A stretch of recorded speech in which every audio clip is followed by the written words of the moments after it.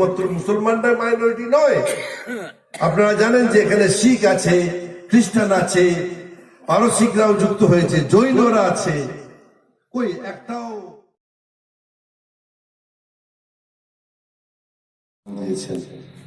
যে প্রতিষ্ঠানগুলোকে কেন্দ্র করে এই সভা। আমার খুব ভালো লাগছে যে খুব ভালো একটা টিম, অ্যাক্টিভ, ভেরি এনার্জেটিক একটা টিম আমি দেখলাম আজকে যারা আয়োজন করেছেন, প্রতিষ্ঠানগুলো চালাচ্ছেন। So it was a great pleasure for me. আমি নিজেকে খুব ধন্য মনে করছি, তাদের সঙ্গে আমার সাক্ষাৎ হয়েছে। তাদের সকলকে আমি আমার আন্তরিক শ্রদ্ধা জ্ঞাপন করছি। আপনারা যারা এখনো বসে আছেন এই গভীর রাত্রিতে, তারিখ চেঞ্জ হয়ে গেছে, 10 তারিখ ছিল 11 তারিখ হয়ে গেছে। Still you are here and listening to your orators. So this is a great gift for us and it's a pleasure for me. অবশ্যই আপনারা যে উদ্দেশ্যে এখানে বসে আছেন সেটা হচ্ছে আল্লাহকে রাজি করা। তো আমরা আমাদের সকলের উদ্দেশ্য কিন্তু একটাই, যে কাজ আমরা করি সে কাজের প্রধান লক্ষ্য হওয়া উচিত, the only aim should be to please and appease Allah subhanahu wa ta'ala. যদি তা না হয় তাহলে সেটা ইসলাম নয়, সেটা হয় লোক দেখানো, না হলে সেটা মানুষকে ঠকানো।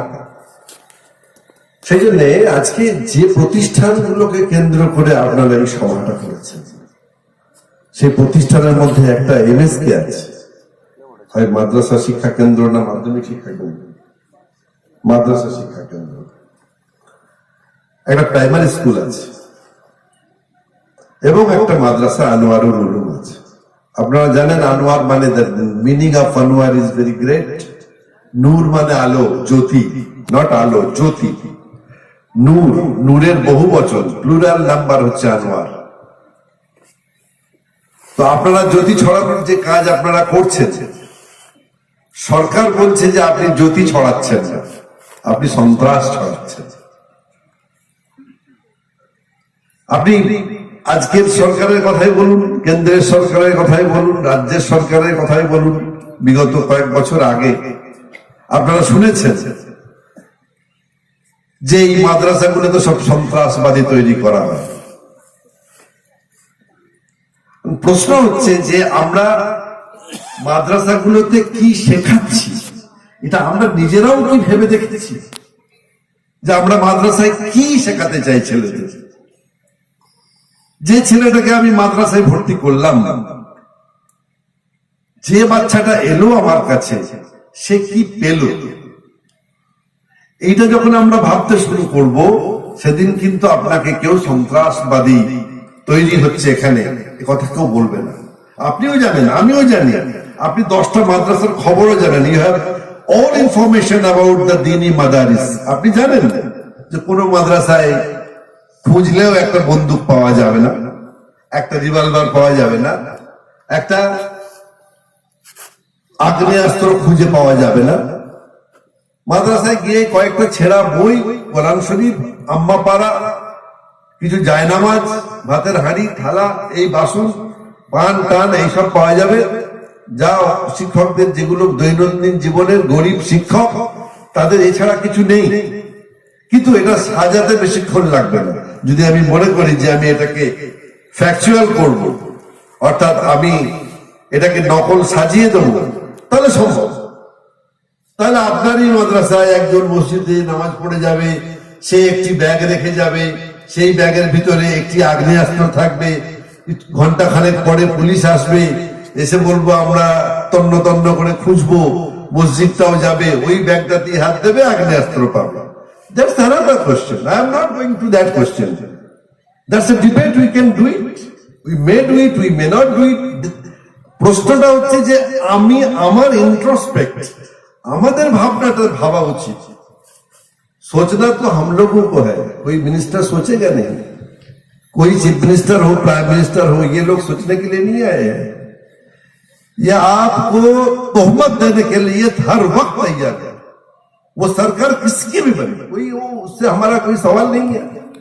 उससे लेना देना भी नहीं है, सरकार से हम पैसा भी नहीं मांगते। আপনারা কখনো দেখেছেন কোন মাদ্রাসাওয়ালা গিয়ে সরকারের কাছে টাকা চাইছে, মাইনে চাইছে শিক্ষকের, যে আপনারা মাইনে দিন, আপনি টাকা না দিলে আমাদের পায়খানা বাথরুম হবে না? দেখেছেন কখনো? দেখেন। So we don't need money. আমরা টাকা পয়সা তোমাদের কাছ থেকে চাই না। আমরা চাই যে সংবিধানে আমাদেরকে যে ক্ষমতা দেওয়া হয়েছে, সংবিধানের 30 ধারায় আমাদেরকে বলা হয়েছে যে এই minority community can establish their educational institution and they can administer it according to their choice. So this is our right. You have to give it.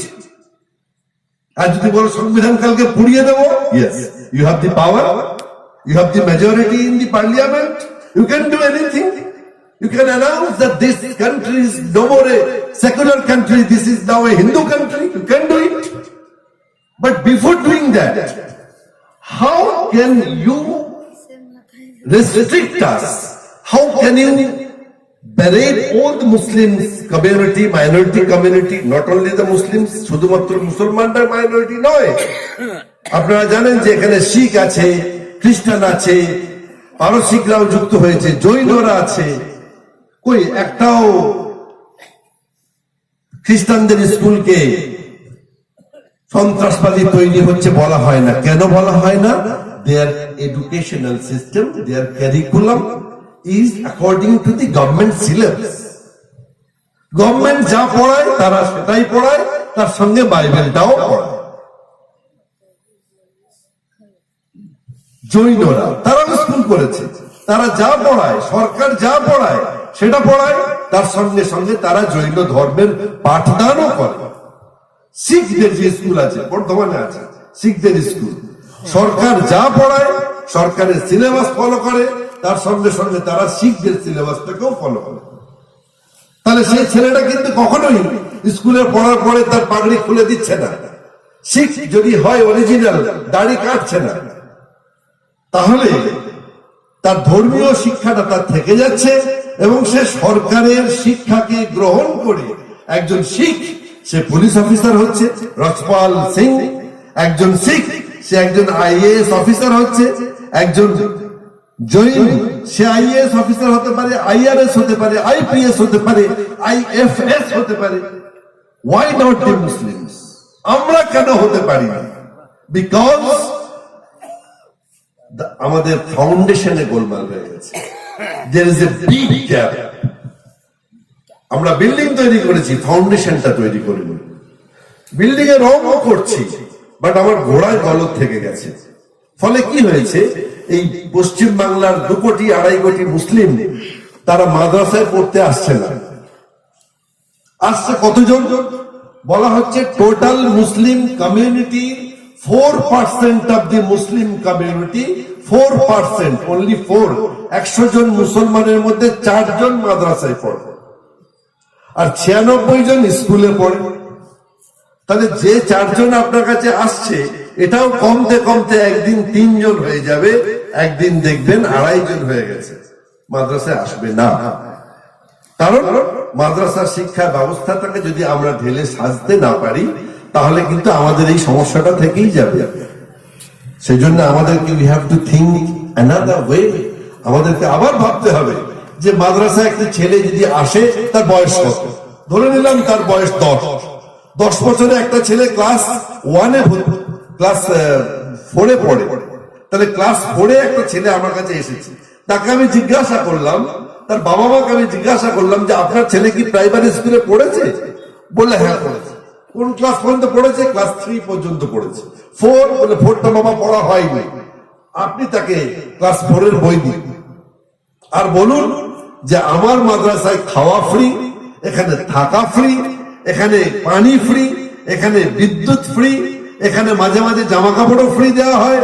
তোমাকে আমাদের একটা সিলেবাস পড়ানো হবে, ওটা পড়তে হবে কি না কোরআন শরীফ শিক্ষা। আমাদের আর কি আছে? দিনিয়া। আর কি আছে? তালিমুল ইসলাম। আর কি আছে? আল কিরাতুল ওয়াজিহা। যা যা আছে পড়ান, but in addition to the government syllabus.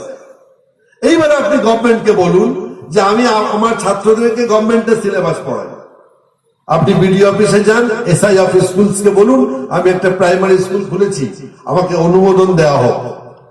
তো এসআই অফ স্কুলস আপনাকে রেকমেন্ড করবেন, আপনি ডিআই প্রাইমারিতে বা ডিআই সেকেন্ডারিতে অ্যাপ্লিকেশন করবেন, যে তার পদ্ধতি আছে, ফর্ম আছে, আপনি অ্যাপ্লিকেশন করলেন যে আমি একটা প্রাইমারি স্কুল খুলেছি, আমাকে অনুমোদন দেওয়া হোক।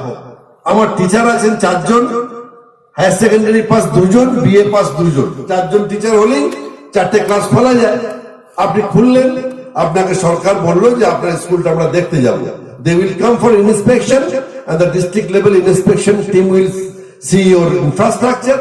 দেখার পরে তারা আপনাকে একটা সার্টিফিকেট দেবে, সেটা যখন আপনি ডিআই স্যারকে জমা দেবেন, আপনাকে স্কুল এডুকেশন ডিপার্টমেন্ট কলকাতা থেকে, সল্টলেক থেকে আপনাকে দেয়া হবে অনুমোদন। তখন এটা কি হয়ে গেল? সরকারি স্কুল। আর তো কেউ বলতে পারবে না যে আমি সন্ত্রাসবাদী তৈরি করছি।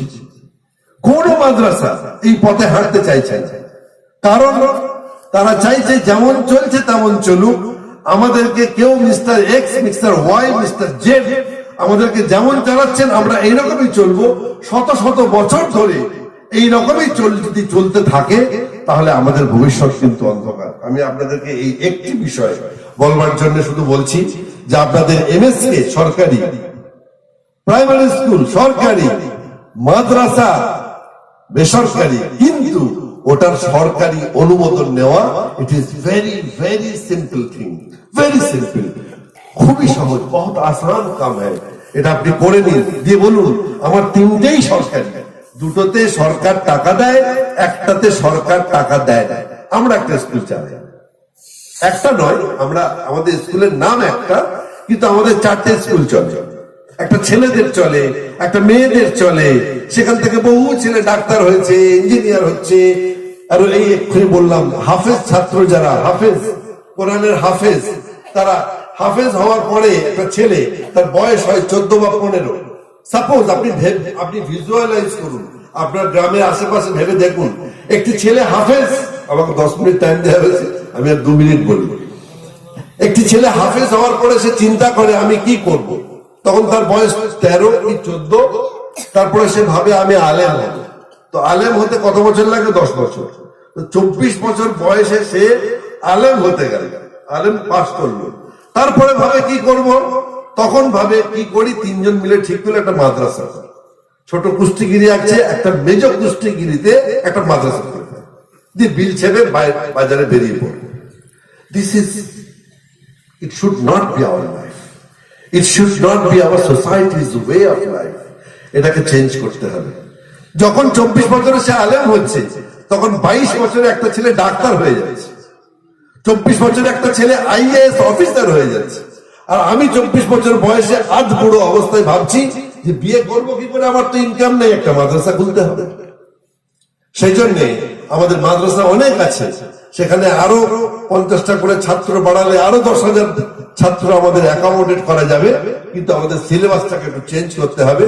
মাদ্রাসার নাম থাকবে, টুপি থাকবে, দাড়ি থাকবে, লম্বা জামা থাকবে, মসজিদ থাকবে, যেমন করে মেঝেতে পড়ছেন তেমন করেই পড়বেন, চেয়ার টেবিল করানো দরকার নেই।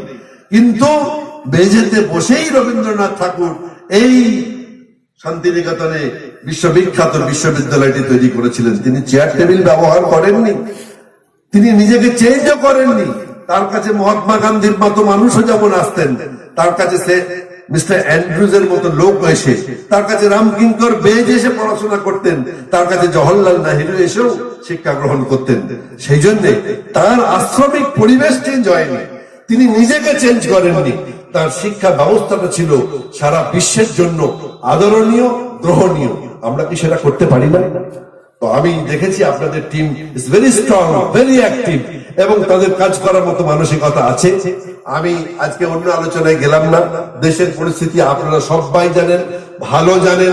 আজকে যারা রাজনীতি করতে এসছেন, আমার সমাজেরই লোক, শুদ্ধ করে বাংলাটাও বলতে পারেন না, তাদের বলতে পারে না, বলে তানাদের। আমাদেরকে বলতে পারে না, বলে আমাদের ঘরে। তো যারা বাংলার অবস্থা এই, যার ভাষার অবস্থা এই, যার শিক্ষার লেভেলটা এই, তারা মানুষকে পথ দেখাতে পারে না। It's quite impossible. যদি আমাদের মধ্যে শিক্ষা না থাকে এবং যথোপযুক্ত শিক্ষা, যুগের চাহিদা অনুযায়ী যদি শিক্ষা না থাকে তাহলে একজন আলেমকেও মানুষ নেবে না, একজন স্কুলে পড়া ছেলেকেও নেবে না। ইন্টারভিউ নি, আমার কাছে প্রচুর ছেলে পরীক্ষা দিতে আসে, আমার টিচার দরকার হয়। আমি আজকে 2 মাস ধরে একজন বাংলা টিচার খুঁজছি, বাংলা পড়ানোর জন্য মহিলা টিচার, লেডি টিচার পাইনি। ইন্টারভিউ নিয়েছি 25 জনের, 25 জন টিচারের মধ্যে আমি একজনকেও এখনো পাইনি যে বাংলা পড়াতে পারে ক্লাস 9-10 এর কবিতা বা গ্রামার। তার মানে কি স্কুল কলেজে পড়লেই তার শিক্ষাটা হয়ে গেল? না, ও যখন পড়েছে ও কতগুলো কাগজ মুখস্থ করেছে, শিক্ষাটার ভিতরে ঢোকেন। হতে পারে প্রতিষ্ঠান আপনার বিশাল নয়, আপনার ছাত্র সংখ্যা হতে পারে 50, কিন্তু যেটা আমরা শেখাবো সে যেন সেটা বুঝতে পারে, লিখতে পারে, বোঝাতে পারে, মানুষকে সেটা পৌঁছে দিতে পারে তার বার্তা। যে ভাষায় শিখুক, যে বিজ্ঞানে শিখুক, যে অঙ্কই শিখুক, যে physics, chemistry, mathematics, history, geography যেটাই শিখুক, যদি if he can understand and if he let the others understand what he has acknowledged and what he has gathered and what he has the knowledge, যদি সে মনে করে যে আমি যা শিখেছি আমি ওইটুকু আমি আমার বাচ্চাকে দিতে চাই, আমার ছাত্রকে দিতে চাই, সেটা যদি সে স্বীকার করে এবং সেটা যদি সে মানুষকে দিতে চায়, তাহলে তার জন্য তার সঠিক শিক্ষকের প্রয়োজন। এই সঠিক শিক্ষক বাছাই, আমি আজকে 2 মাস ধরে শিক্ষক নিইনি, বাংলা টিচার নেই আমার, মানে অন্য টিচার অনেক আছেন, বাংলা টিচারও আমার 4 জন লাগে, একজন টিচার নেই, আমি টিচার নিইনি। Unless and until I find a very suitable teacher, very committed teacher, very efficient teacher, I will not give any appointment letter to that lady.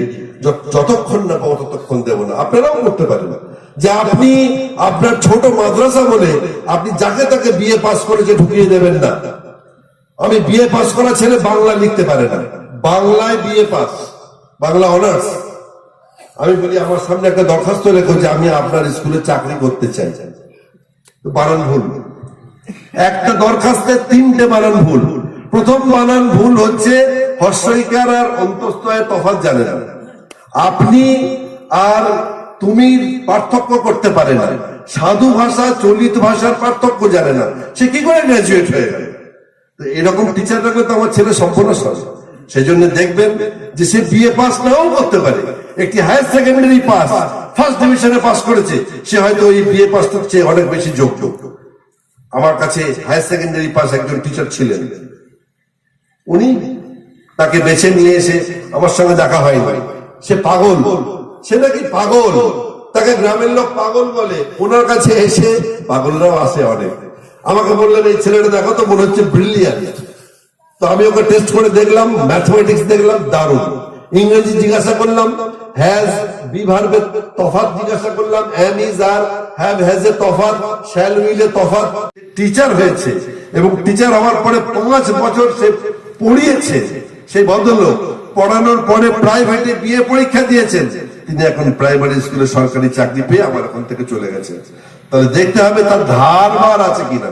সেই জন্য আমি আপনাদেরকে বলবো, মাদ্রাসাগুলো কখনোই সন্ত্রাসবাদীর আখড়া নয়, মাদ্রাসাগুলো আল্লাহকে চিনতে শেখায়, আল্লাহর নবীকে চিনতে শেখায়, এবং এই চেনা এবং এই জানার মধ্যে দিয়েই আমাদের মৃত্যু হবে। মৃত্যু একবারই হবে, কিন্তু মাথা নত করে নয়।